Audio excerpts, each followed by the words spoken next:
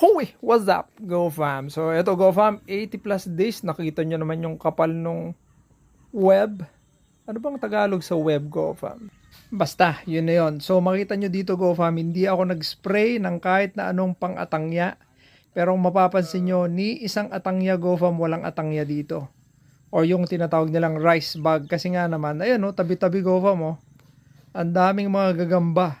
Eh kung merong insekto dyan, GoFam, yari sila sa mga gamba. So magkakaiba yung mga practice kasi, GoFam, eh. Yung iba, prevention is better than cure, ganyan. So spray sila ng spray.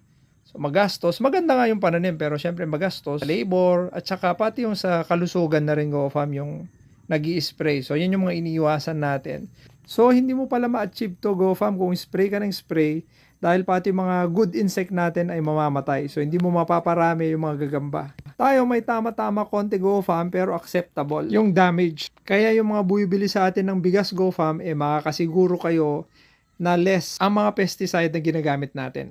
So kayo, GoFam, paano ang diskarte nyo sa pag-manage ng mga insekto? Lagay nyo naman sa comment section para madagdagan yung ating kaalaman.